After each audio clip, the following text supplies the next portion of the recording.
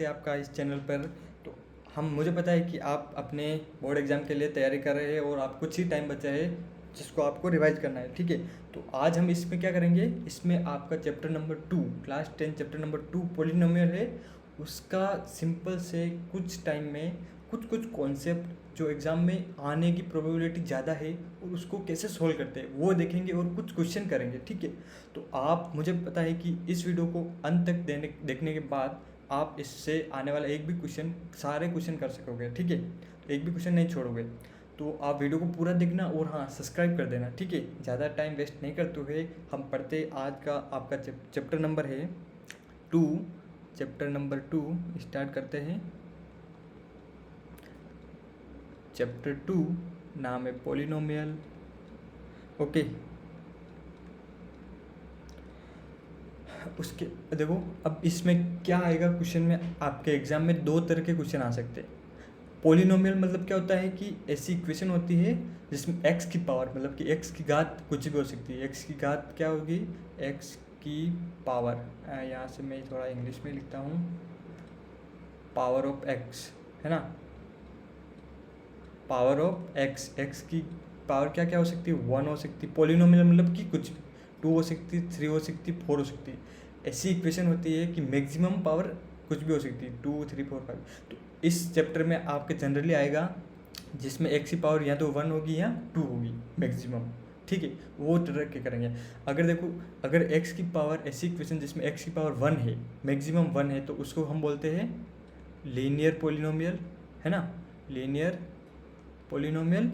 और जिसमें x की पावर 2 है उसको हम क्या बोलते हैं, क्वाड्रेटिक, क्वाड्रेटिक पॉलिनोमियल, ठीक है। तो हम जनरली इसका और इस पे ही फोकस करेंगे, यही क्वेश्चन आएंगे, इसी दोनों पे क्वेश्चन आएंगे। और ज़्यादा इम्पोर्टेंट चांस क्या है, 80% ये है कि जो तुम्हारा क्वेश्चन आए वो क्वाड्रेटिक ऐसे आए, और 20% चांस है कि ये लीनियर से आए।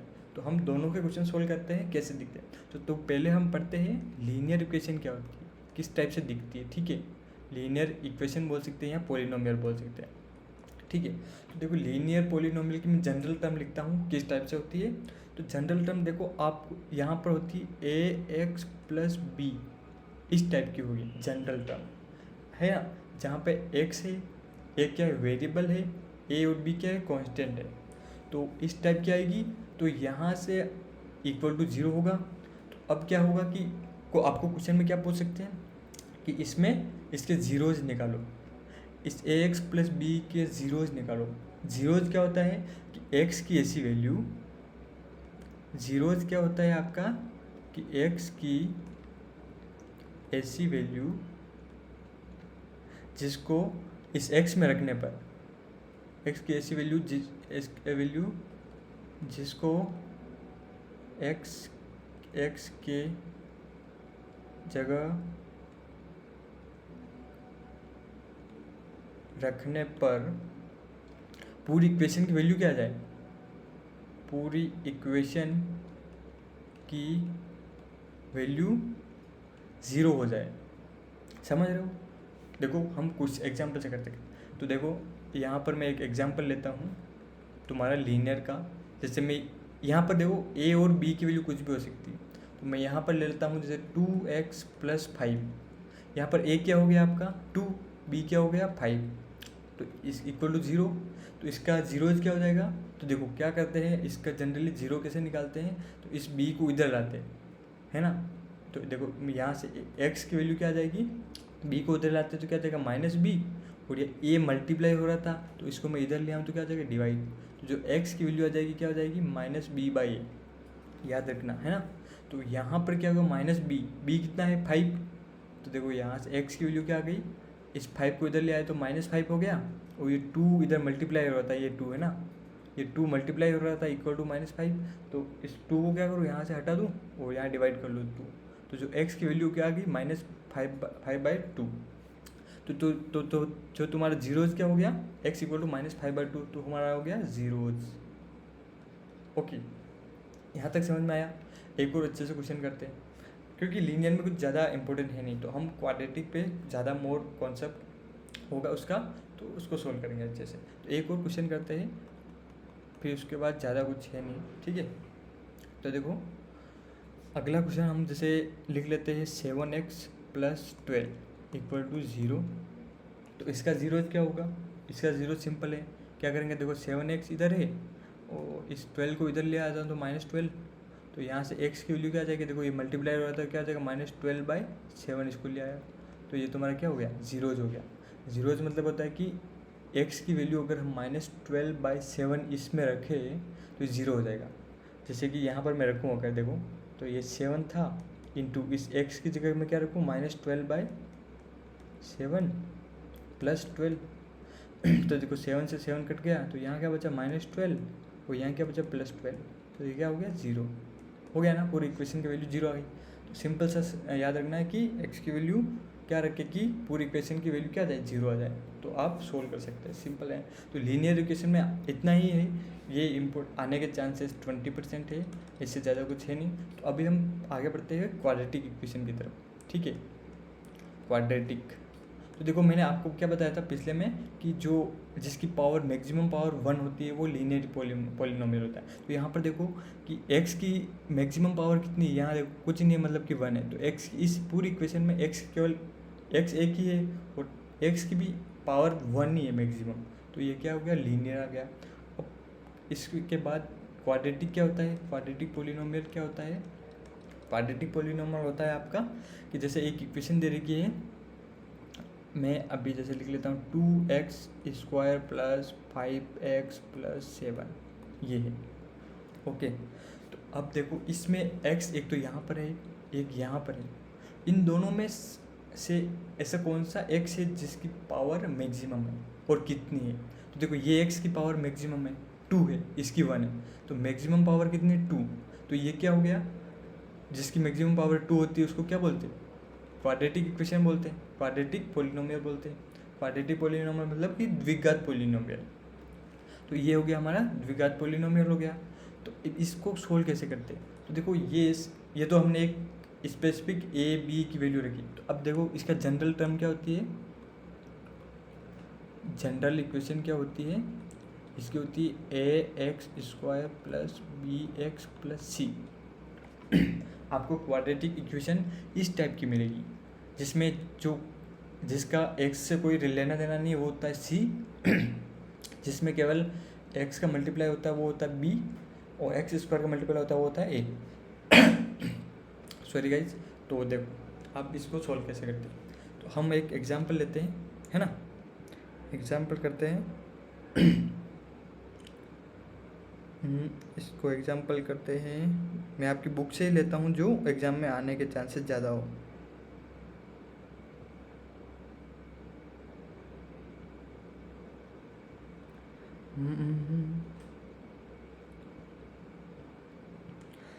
सबसे पहले चलो एग्जांपल से करने से पहले मैं आपको रिलेशन बता देता हूँ। सॉरी गाइस, तो देखो इसके क्या होंगे, देखो यहाँ पर x की पावर 1 थी ऊपर लीनियर में, तो इसके केवल एक जीरो था, 1 थी मतलब एक जीरो था। यहाँ पर मैक्सिमम पावर 2 है, मतलब कि इसके कितने जीरो होंगे, 2 जीरो होंगे, मतलब कि x की वैल्यू 2 होगी, एक तो x1 होगा कुछ, एक x2 होगा, तो इसको हम अल्फा भी मान सकते हैं, बीटा भी मान सकते हैं, ठीक है। तो अब अगर मतलब समझे कि इस x की जगह हम एक यहाँ पर कुछ भी, जैसे मैं कुछ अभी यहाँ रैंडमली मानता 2, तो x की जगह 2 रखने पर भी इस पूरी की वैल्यू 0 आएगी, और यहाँ पर बीटा अगर कुछ भी मान लो जैसे 3, तो x की वैल्यू 3 रखने पर भी यहाँ पूरी वैल्यू क्या आ जाएगी, 0 आएगी। तो इसकी दो वैल्यू होती है हमेशा, जहाँ x² है ना तो यहाँ दो वैल्यू होगी, तो यहाँ पर मैं अल्फा और बीटा, सॉरी ये 2 और 3 तो ऐसे ही माना है आपको समझाने के लिए, बाकी ये ठीक है। अब सोल्व करते हैं, देखो जब इसमें जीरोज़ निकालेंगे तो जीरोज़ में क्या रिलेशन होता है, तो जब हम अगर जीरोज़ का मल्टीप्लाई करते तो अल्फा और बीटा, अल्फा इंटू बीटा करते, जो तुम्हारा आता है ना आंसर, वो क्या आता है, -b/a के बराबर आता है। मतलब कि आप इससे रिलेशन निकाल सकते हो, जैसे कि इसका जीरोज़ का मल्टीप्लाई किया तो जो तुम्हारा रिलेशन आएगा वो क्या आएगा, -b, यहाँ b है तो -b/a, मतलब x² का मल्टीप्लाई, ऐसे अल्फा प्लस बीटा क्या हो जाएगा आपका, c/a। ये रिलेशन याद रखना क्योंकि आपके कुछ एग्ज़ाम में यही पूछेगा, इम्पोर्टेंट है, वेरी वेरी इंपॉर्टेंट। आप ये है 99% चांस है कि इसी से क्वेश्चन आए, ठीक है। तो अब कैसे कैसे सोल्व करते हैं देखते हैं ना, एक एग्जांपल से सोल्व करते हैं। मैं यहाँ पहले रिलेशन लिख लेता हूँ, अल्फा इंटू बीटा क्या हो जाएगा माइनस, मैंने शायद गलत लिखा क्या, सॉरी गाइज, थोड़ा सा मैंने गलत लिख लिया है, यहाँ थोड़ा सा उल्टा लिखा मैंने। अल्फा प्लस बीटा होता है तो आपका minus B by a, sorry guys, और यहाँ पर होता है, मैं इसको मिटा देता हूँ,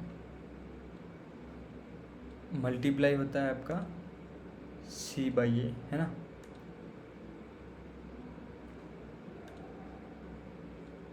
minus B by A C by A, है ना। इसको थोड़ा अब आगे चलते हैं, और जो अल्फा इंटू बीटा होता है वो कितना क्या होता है आपका सी बाई ए, और अल्फा प्लस बीटा होता है वो कितना होता है माइनस बी बाई ए। और आपकी जनरल इक्वेशन क्या होती है, A X square plus B X plus C. अब देखो एक एग्जांपल करते हैं, ठीक है। एग्जांपल में क्या दे रखा है कि देखो एक पूरा क्वेश्चन लिखता हूँ कि find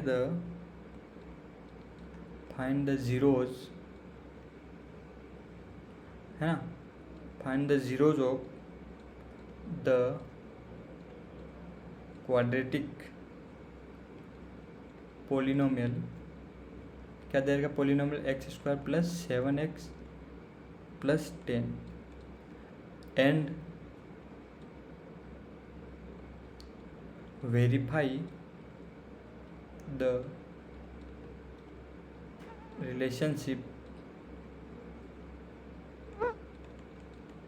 between zeros and the coefficient. पूरा यहाँ नहीं लिखा, कोपिशिएंट, है ना। तो क्वेश्चन में क्या बोल रहा है कि इसके एक तो जीरोज निकालो, है ना, और उसके बाद क्या करो, रिलेशन, उसके बीच में रिलेशनशिप क्या होगा उसको वेरीफाई करो। जीरोज तो देखो ये जीरोज है, जीरोज के बीच में और कोपिशिएंट के बीच में रिलेशनशिप वेरीफाई करना है। तो जीरोज तो हम ये वाले तो हम अभी निकालेंगे इससे। कोपिशिएंट मतलब होता है तुम्हारा जैसे ये है ना, देखो यहाँ पर इस इक्वेशन को और इसको देखो, एक्स स्क्वायर का मल्टीप्लाई क्या है, यहाँ पर ए है, यहाँ पर 1 है, मतलब कि ए की वैल्यू क्या होगी आपके पास 1, यहाँ पर बी है और यहाँ पर क्या है 7, तो जो बी की वैल्यू आ गई 7, यहाँ पे सी है और यहाँ पे सी कितना आ गया 10, तो सी की वैल्यू आ गई 10, यहाँ से इतना लिखा। उसके बाद क्या करना है कि आपको जीरोज निकालना है। तो जीरोज के लिए आपको कैसे निकालना पड़ेगा, देखो जीरोज के लिए सिंपल है, मैं फॉर्मूला भी बता दूंगा, एक ऐसे भी करते हैं, x square plus 7x plus 10। इसको देखो 7x को हम क्या लिख सकते हैं, ऐसे में दो संख्या में क्या लिख सकते हैं कि दोनों को ऐड करने पर 7x आए और मल्टीप्लाई करने पर 10x स्क्वायर आए, तो या है ना। तो इसको देखो मैं क्या लिख सकता हूँ, एक्स स्क्वायर प्लस इस 7x को मैं ऐसा लिख सकता हूँ क्या, 2x प्लस 5x प्लस 10, क्योंकि देखो इसको ऐड करने पर क्या आ गया 7x आ गया, तो इन दोनों को मल्टीप्लाई करने पर क्या आ गया 10, है ना, 2 और 5 को। तो देखो यहाँ से हमें इससे क्या x कॉमन ले लूँ, तो यहाँ क्या बचेगा x प्लस 2, यहाँ पर मैं क्या कॉमन ले लूँ 5 कॉमन ले लूँ, तो यहाँ क्या बचेगा x प्लस 2, इससे मैंने 5 कॉमन ले लिया। तो देखो ये x प्लस 2, ये x प्लस 2 वापस से कॉमन ले लिया, फिर यहाँ क्या बचेगा x और ये 5, तो x प्लस 5। तो जीरोज मतलब होता है कि इसको इक्वल टू जीरो आना चाहिए ना, तो इस इक्वल टू जीरो आना चाहिए। ये जीरो कब आएगा, या तो ये पूरा जीरो हो या ये पूरा जीरो हो। तो x प्लस 2 जीरो रख देते equal to x plus 5 equal to zero रख देते। तो यहाँ से x की वैल्यू क्या आएगी, देखो इस 2 को इधर भेज देता हूँ तो क्या आ जाएगा x इक्वल टू -2, और यहाँ से x की वैल्यू इसको 5 को इधर भेज देता हूँ क्या आ जाएगा -5। तो आपके जो जीरोज आ गए वो क्या आ गए -2 और -5, मतलब कि जो -2 हो गया तुम्हारा अल्फा हो गया, इसको मान लेते बीटा, ये आपके जीरो है तो मतलब इसको अल्फा और बीटा मान लिया। तो आपको अब देखो ये जीरोज आ गए, अब इसका रिलेशन हम इससे 7 से करना है और 10 से और ए से करना है, मतलब ए बी सी से रिलेशनशिप करना है। देखो हमें यहाँ पता है कि अल्फा इंटू बीटा क्या होता है c/a, तो अल्फा इंटू बीटा, अल्फा कितना है -2 इंटू बीटा कितना है -5 इक्वल टू c/a। सी कितना होता है, आप देखो यहाँ सी कितना है 10 10 डिवाइड बाई ए कितना है यहाँ पर देखो ए 1, तो 1, तो देखो -2 इंटू -5 कितना हो गया 10 इक्वल टू 10, तो ये क्या हो गया वेरीफाई हो गया। ऐसे हम अल्फ़ा प्लस बीटा भी कर देते हैं। देखो अल्फ़ा प्लस बीटा क्या हो गया -2 plus -7 equal to alpha plus beta equal to क्या होता है -b/a, तो माइनस अब b कितना है, b है आपका 7, तो 7/a कितना है 1, तो देखो -2 और -7 कितना हो गया, सॉरी -5 था ना यहाँ, मे बी डबल, हाँ -2 और -5 कितना हो गया -7 इक्वल टू -7, तो ये भी क्या हो गया वेरीफाई हो गया। तो आपको इस टाइप से वेरीफाई करना है। तो इसके ऊपर एक और क्वेश्चन करते हैं फटाफट से, है ना, और आपको यही याद रखना है और आगे एग्जाम में आएगा। देखो हाँ एक और क्वेश्चन ये भी है इम्पोर्टेंट, ये कर लेते हैं कि देखो x² -3।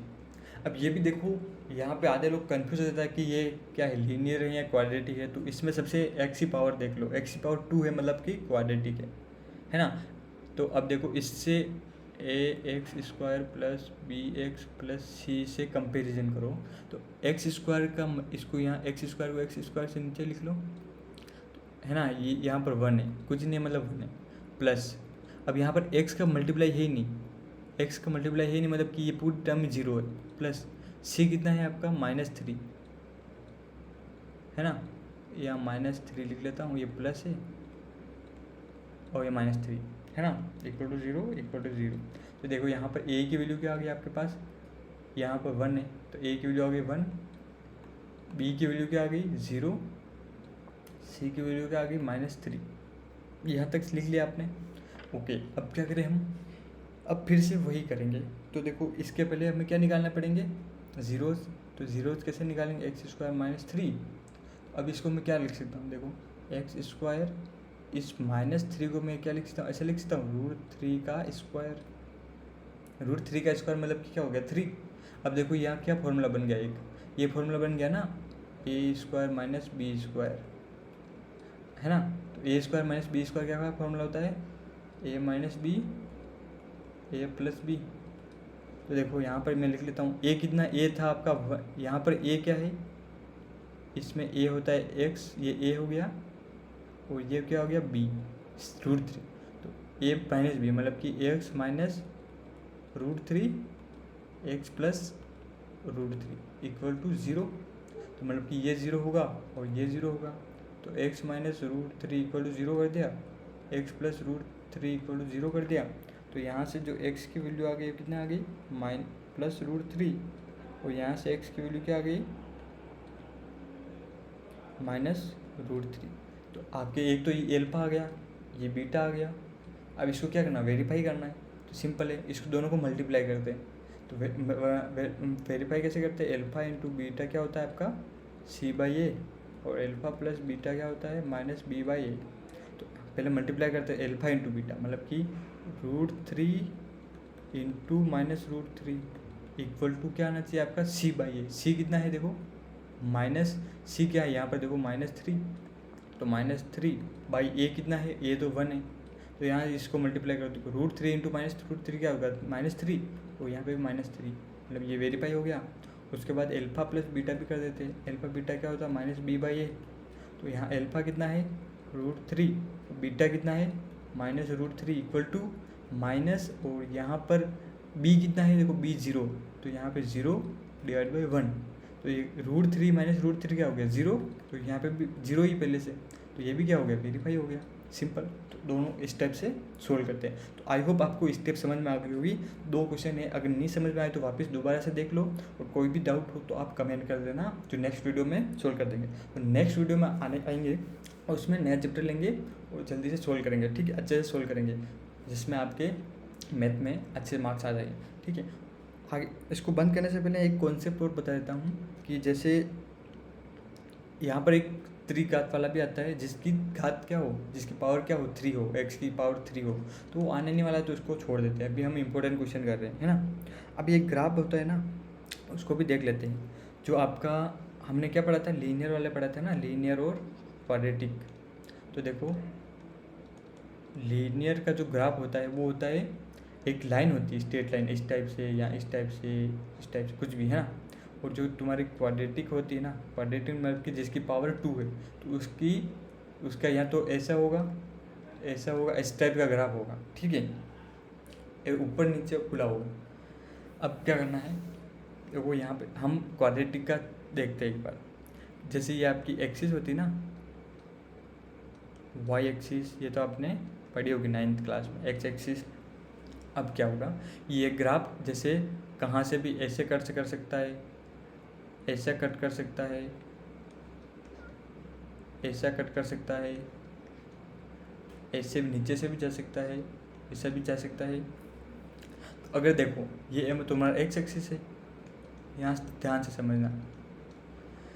अब क्वाड्रेटिक के कितने जीरो होंगे यहाँ पर पता चल जाएगा। अगर जैसे ये ग्राफ यहाँ पर है और इस एक्स एक्सिस कौन सा है ये, अगर ग्राफ एक्स एक्सिस को कितनी बार कट कर रहा है उतने जीरोज होंगे। तो यहाँ पर देखो ये ग्राफ एक्स एक्सिस को एक तो यहाँ कट कर रहा है, एक यहाँ कट कर रहा है, मतलब 2 जीरोज, कितने जीरोज होंगे, 2 जीरोज होंगे। यहाँ पर देखो ये ग्राफ एक्स एक्सिस को कहाँ कट कर रहा है, एक तो यहाँ कट कर रहा है, एक यहाँ कट कर रहा है, तो इसके भी 2 जीरोज। ये एक्स एक्सिस को कट कर रहा है क्या, नहीं कर रहा है, मतलब कि इसके जीरो जीरोज होंगे, कुछ जीरोज नहीं होगा। ये भी कट कर क्या नहीं कर रहा है, मतलब जीरोज होगा, ठीक है। या इसको रूट्स भी बोल सकते हैं, रूट्स, समझ में आया क्या, जीरोज को रूट्स भी बोल सकते हैं। ओके, एक और थोड़ा सा समझ लेते हैं, एक और बना लेते हैं किस टाइप का ग्राफ। ओके, ये है, इस टाइप का बन सकता है। आप कमेंट करके बताओ इसके कितने जीरोज होंगे।